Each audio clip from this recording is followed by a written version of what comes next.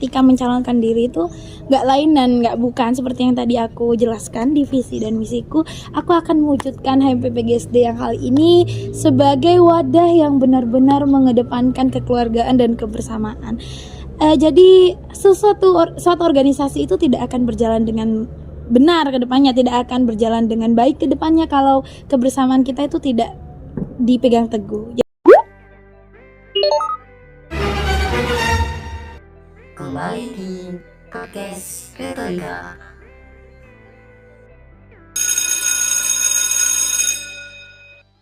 Assalamualaikum warahmatullahi wabarakatuh. Halo sahabat Retorika TV, jumpa lagi dengan saya Eniati di acara Ngobrol bareng mahasiswa. Sebelumnya gimana nih puasa kalian? Udah full lancar belum? Atau kalian udah banyak nih undangan buat bukber di luar? Apapun itu, semoga kalian semua diberikan kesehatan sehingga kalian bisa beraktivitas dengan lancar di bulan Ramadan ini ya. Sebelum saya perkenalkan tamu spesial kali ini, sedikit informasi nih. Pada segmen ini kita akan berbincang-bincang seru dengan salah satu perempuan yang begitu menginspirasi dan juga saat ini dirinya sedang menjabat sebagai Ketua HMP PGSD STKIP PGRI Sumeneb periode 2024-2025.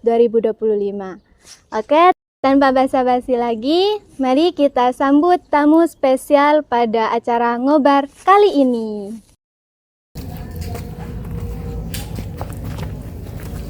Halo Kak, gimana kabarnya hari ini? Alhamdulillah baik. Kamu sendiri gimana? Alhamdulillah baik. Sebelumnya terima kasih lah ya Kakak sudah mau meluangkan waktunya hadir untuk berbincang-bincang dengan kami dan juga berbagi pengalaman Kakak. Sebelumnya kayaknya kurang afdol deh Kak kalau kita belum kenalan dulu. Oke, jadi apa nih yang perlu aku kenalkan? Apa? Mungkin teman-teman kan udah banyak yang tahu ya sama aku. Ya dari nama gitu Kak, Kakak udah semester berapa? Dari mana gitu? Oke, sebelumnya perkenalkan nama saya Anestia Dias Nurmatirda. Teman-teman saya biasa panggil saya Irda. Saya asli Kota Sumeneb, tepatnya di Pamolokan. Sekarang saya sedang menduduki semester 6. Terus udah itu aja? Ya, Oke, bersama narasumber spesial kali ini kita akan membahas mengenai gender nih ya Kak. Nah, tentunya beberapa menit ke depan kita akan mendapatkan banyak inspirasi dan juga motivasi-motivasi dari Kak Irda sebagai seorang perempuan yang sudah berhasil menginspirasi dan juga berhasil membuktikan kepada semua orang bahwa perempuan juga bisa loh untuk menjadi seorang pemimpin. Oke, tanpa berlama-lama lagi, langsung saja kita masuk ke sesi pertanyaan. Oke, gimana sih perasaan Kakak setelah terpilih dan dilantik sebagai Ketua Umum? Apakah hal ini merupakan sebuah target yang sudah Kak Irda targetkan dari awal? Atau hal ini merupakan sebuah kesempatan nih Kak yang datang tiba-tiba gitu?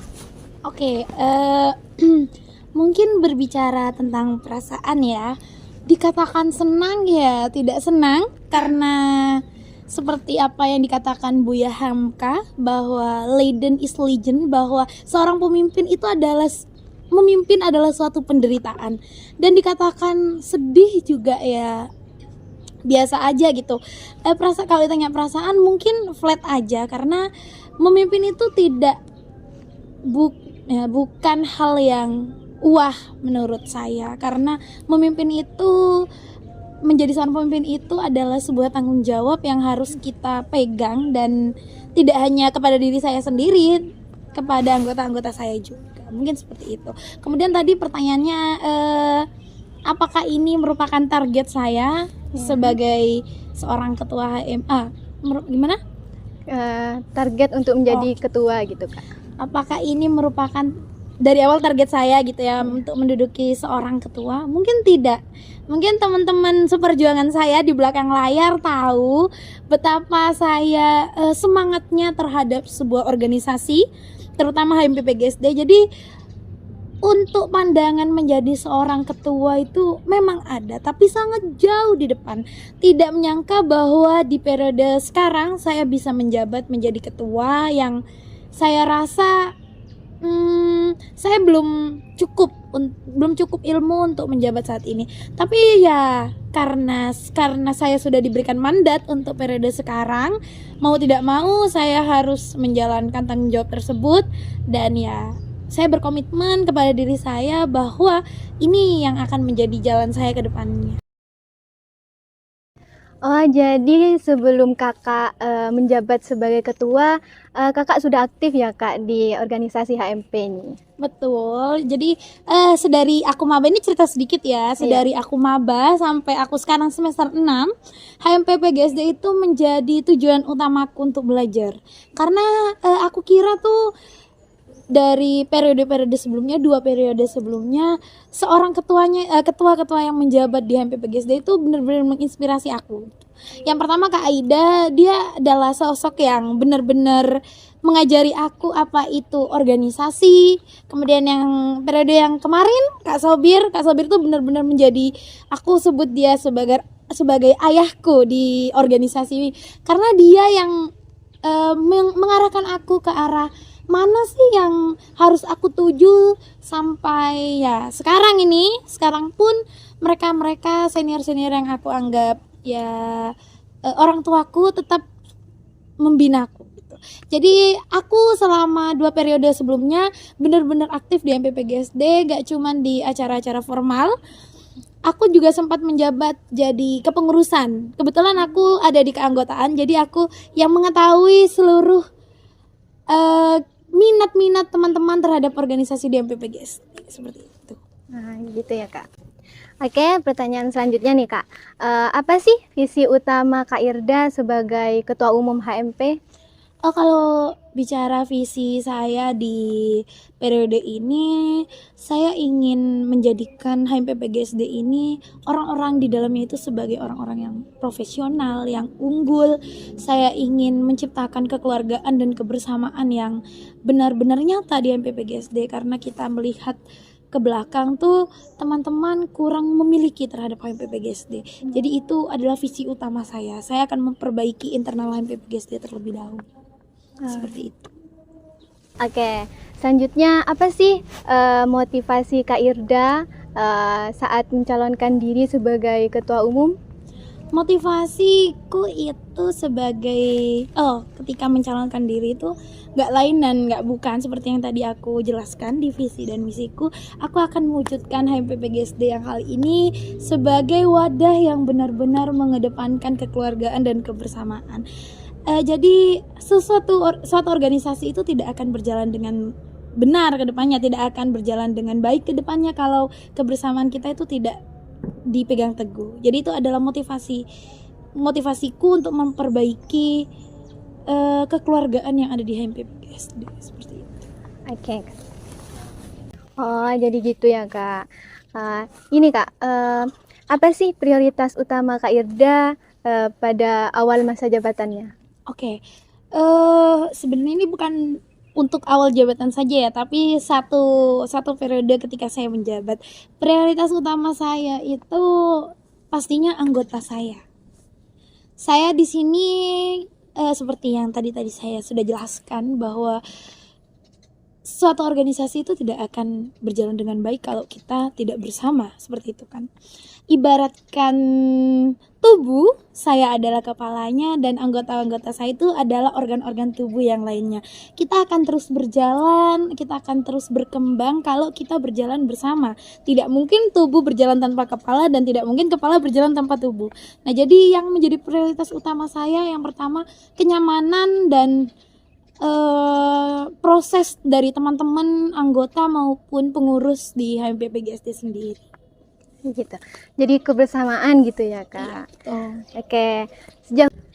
Sejauh ini tantangan apa sih yang sudah Kak Irda hadapi dan bagaimana cara Kak Irda untuk mengatasi itu kak?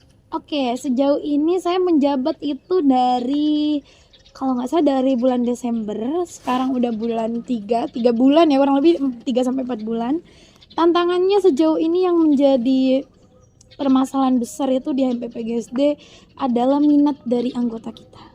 Kita benar-benar kehilangan, tidak semuanya ya, tapi ya mungkin 40% dari anggota kita itu kehilangan minat terhadap HMPPGSD.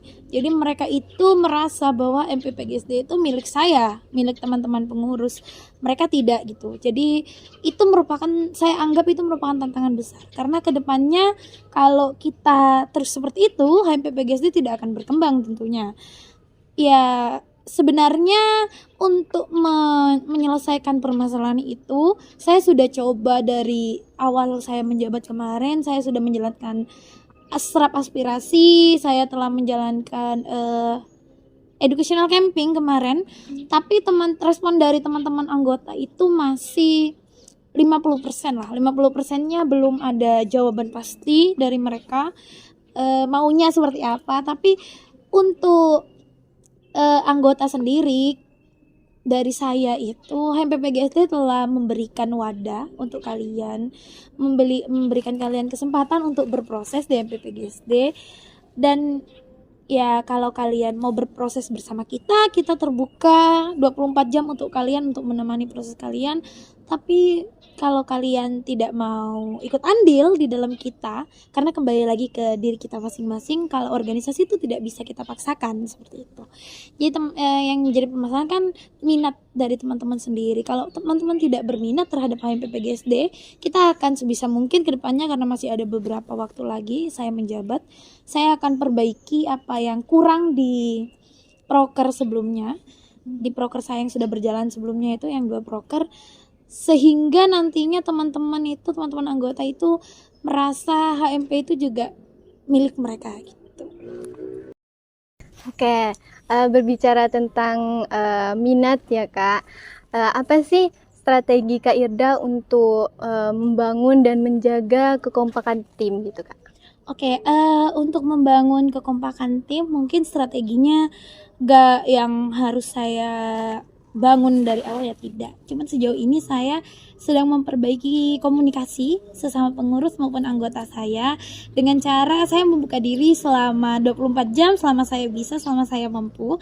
Jadi saya nggak banyak tuh, dari beberapa bulan itu teman-teman anggota sering meminta saya untuk menyarankan hal apa yang sebaiknya dilakukan di akademik maupun ya di hal-hal kecil yang berkaitan dengan kampus, dengan organisasi seperti itu.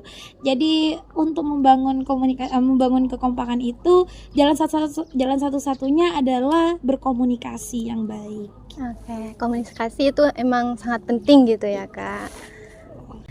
Nilai atau prinsip apa sih yang ingin Kak Irda tanamkan dalam organisasi gitu Kak?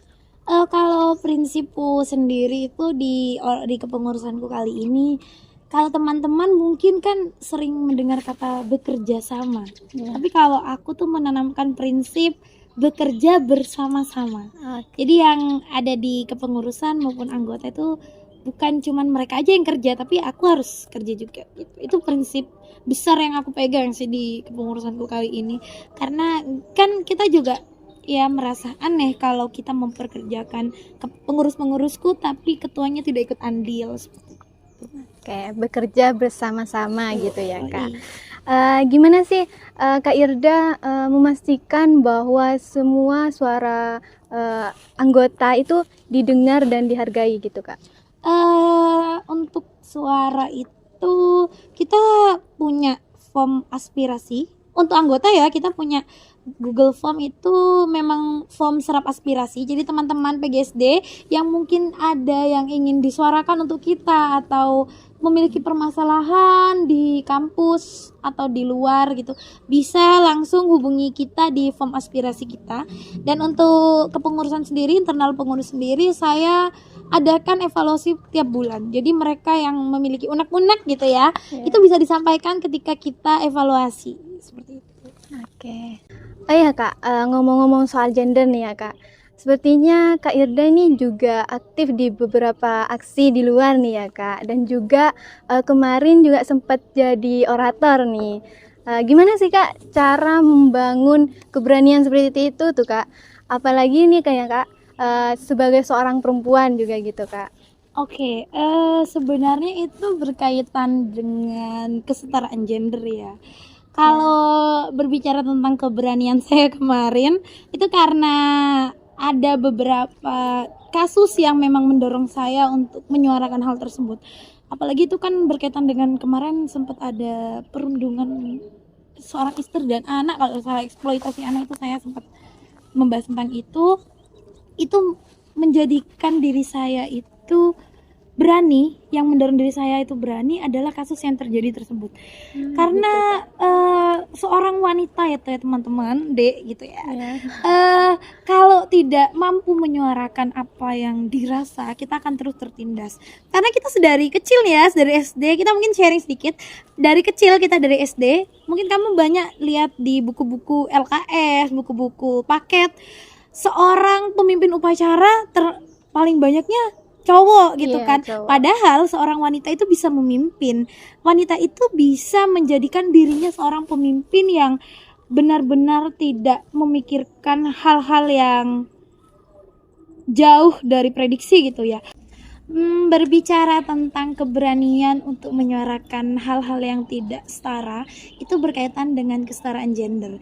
Jadi kesetaraan gender itu, posisi kita itu bukan sama rata dengan laki-laki, tapi kita berani untuk menyuarakan apa yang kita rasakan. Itu merupakan kesetaraan gender. Dan laki-laki yang mengetahui apa yang kita rasakan itu tidak mengintimidasi kita, seperti itu.